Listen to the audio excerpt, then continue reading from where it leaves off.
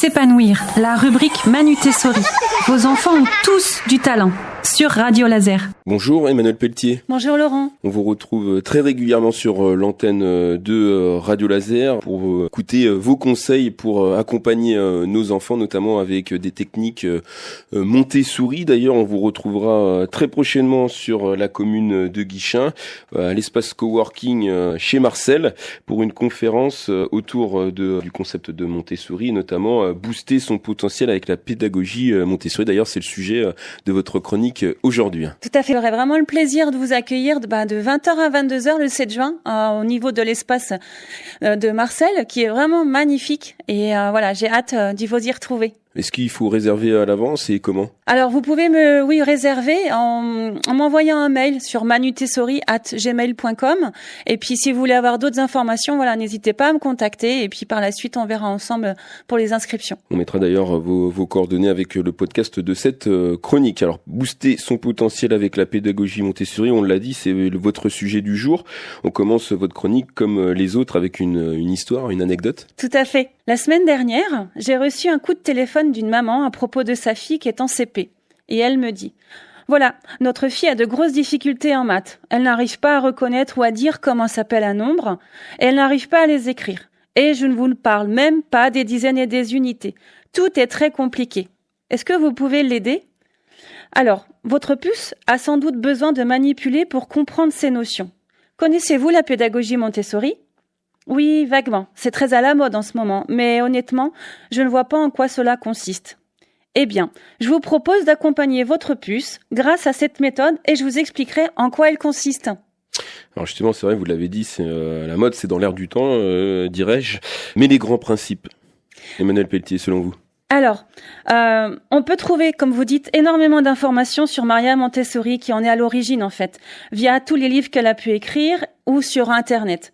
Je souhaite, moi, juste mettre en avant plusieurs points qui, pour moi, illustrent parfaitement cette approche. Dans un premier temps, c'est sa mise en évidence de périodes dites sensibles. Elles correspondent à un instant bien particulier où l'enfant va apprendre naturellement les choses, car il en éprouve l'envie et le besoin à ce moment précis. Elle en avait défini 6, et je vous en donne quelques exemples. Par exemple, il y avait la période sensible de l'ordre. L'enfant va de lui-même remettre chaque chose à sa place. Cela le rassure et le sécurise. Il y a aussi la période dite sensible du mouvement, qui va lui permettre de découvrir son corps pour petit à petit être plus à même de contrôler ses gestes. Maria Montessori met aussi en évidence l'importance de laisser l'enfant manipuler les choses. Puis, il aura aussi l'opportunité de le faire et plus il donnera du sens au monde qui l'entoure. Elle a également montré l'importance de passer par 3 phases pour ancrer une notion. Il y a par exemple une phase dite concrète où l'enfant manipule les objets en lien avec celle-ci. Par exemple, il va manipuler différentes figurines d'animaux et c'est à nous, en tant que parents ou en tant que professionnels, d'enrichir son vocabulaire en utilisant des mots qui le caractérisent. Et à ce moment-là, en fait, l'enfant commence à se créer ses propres images mentales correspondant chacune à un animal en particulier. Ensuite, la deuxième phase est la phase dite concrète abstraite. L'enfant va faire l'association entre ce qu'il manipule et ce qu'il peut voir dans les livres ou les manuels scolaires. Et si je reprends les animaux, il va pouvoir associer chaque animal à sa photo. Et enfin, il y a la phase dite abstraite. L'enfant, là, n'a plus aucun objet dans les mains. Et lorsqu'il voit des images ou des photos d'un animal, là, à ce moment-là, il fait appel à sa mémoire pour les nommer et les décrire, car il les a déjà ancrés grâce aux 2 premières phases de manipulation.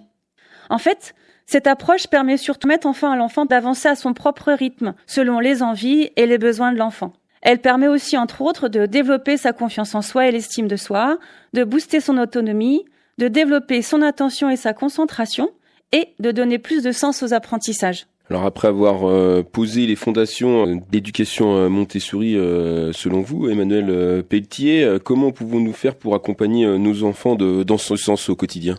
Bien. Les enfants qui rencontrent des difficultés ponctuelles à l'école, comme la petite fille que je vous parle, ils ont en fait besoin de repasser par cette phase de manipulation. En fait, elle n'avait pas suffisamment manipulé en amont, si bien que les exercices sur son fichier de maths n'avaient aucun sens pour elle.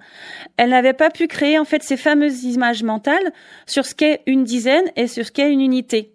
Elle était donc incapable de décrire un nombre.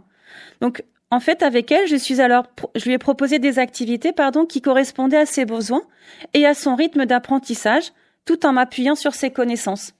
Et au fur et à mesure, elle a vraiment progressé. Et le plus important, en fait, c'est que cela lui a permis de reprendre confiance en elle. Grâce à un matériel bien spécifique issu de la pédagogie, j'ai pu l'accompagner pour qu'elle puisse redonner du sens au nombre inférieur à 100.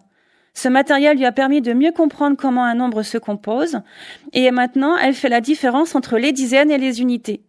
Et elle est plus à même, en fait, de construire ou de définir un nombre. En fait, cette méthode est aussi valable pour consolider et renforcer le déchiffrage en lecture. Et grâce à un alphabet mobile, les enfants peuvent aussi manipuler les lettres et construire des mots, après avoir réalisé toute une progression vraiment spécifique qui passe aussi par l'étude des sons.